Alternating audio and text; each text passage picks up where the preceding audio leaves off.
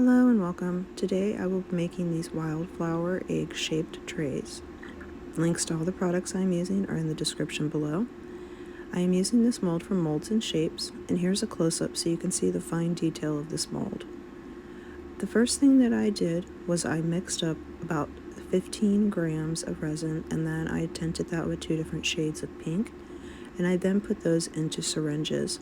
Due to the fine detail on this mold, I opted to go with a needle syringe to fill in each of the fine details throughout the mold. So I would color each of the flowers using variant colors to try to give it a little bit of depth. You do not have to actually do it this way. It is extremely tedious and time consuming. Right now I'm on about a 10x on my speed, and in the next right here I move it up to about a 50 or a 60 because this actually took me hours to complete. So again, you do not need to follow the same technique.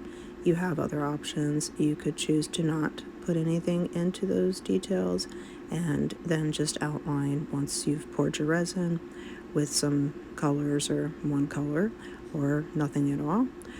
You also have the option to paint mica directly onto the mold into each of those fine details. Still would be a bit time consuming, but not as much as this.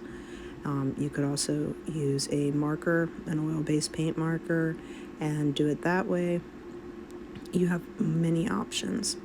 I did try to get up close here for you so that you could actually see the detail there on those branches where I did actually put the dots of resin, because again, it's very fine detail, and that was also a white base with just a little bit of glitter, so it's very difficult to see actually from a distance. And the same on these flowers. And I just continued doing this until all of the flowers were complete, all the little details, and I allowed that to cure per the manufacturer's instructions. Once it had actually cured, I then mixed up about 10 ounces of resin, and I chose to use this Aurora tint. It had a pink base to it and a white glitter type mica, and I mixed in a little bit of isopropyl alcohol just to make sure that it blended properly so I wouldn't have any clumps in my resin when I went to pour it. So initially I poured down some clear, moved that around to balance it out, went over it with a heat gun to get rid of any of the bubbles, and also went around the edges with a skewer just to make sure that there weren't any bubbles stuck there. And then I poured that Aurora tint over the back and used a heat gun to disperse and get rid of any bubbles. I then allowed this to cure per the manufacturer's instructions, and once it was cured, I demolded it and used an oil-based fine point gold marker to fill in the detail of the mold. I tried doing this initially on the mold itself and it was a mess, so you do have that option to try to paint the lines on the mold and then pour your resin, but I do not advise doing so. It, again, just did not work, at least not for me. Maybe somebody has a steadier hand and they're able to do a much better job.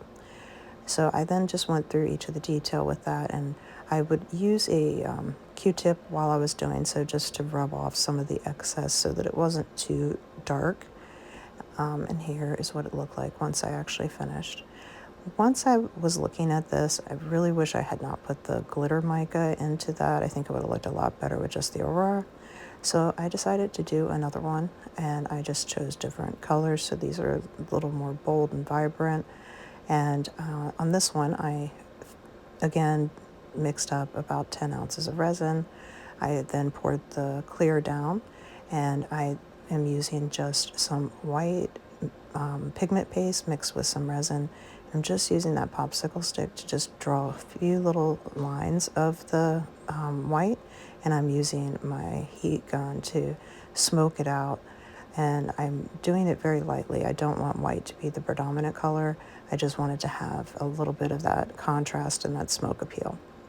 So I just continued doing that until I had covered the back of the mold and gotten it to the color that I wanted. And then I was complete.